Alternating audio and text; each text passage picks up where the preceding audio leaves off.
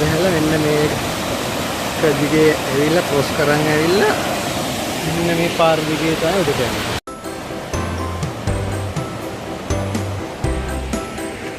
අපි යනවා දිඹුලපතන ඇල්ල බලන්න. ඩෙවෝන් එකට කලින් හැටන් පැත්තට එන තමයි තියෙන්නේ.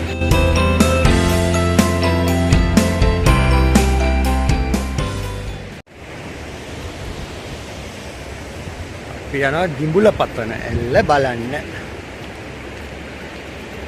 කවුරුත් හැටන් ඩෙවෝන් අතර යන පාරේ ගිහිල්ලා නැහැ මේකට. ඩෙවෝන් දිය ඇල්ලට මීටර් 500ක් විතර කලින් හැටන් පැත්තට එන තමයි තියෙන්නේ. ඩෙවෝන් එකේ යන වතුර පාර තමයි මේක. ඩෙවෝන් එකට කලින්.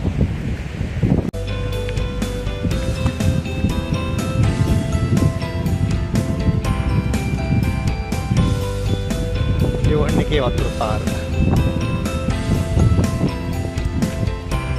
දිය ඇල්ලේ සද්දය ඇහෙනවා. මෙන්න එතන තමයි දිය ඇල්ලේ මුදුන.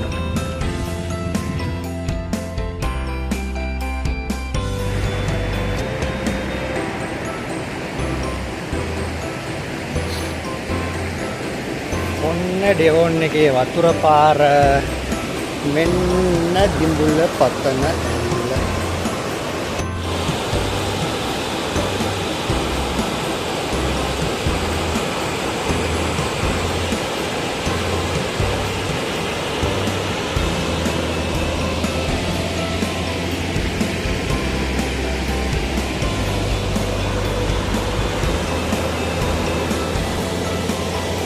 මෙන්න මේ පාර දිගේ මීටර් 500ක් විතර ආවම තමයි මෙන්න මේ දිය ඇල්ල තියෙන්නේ.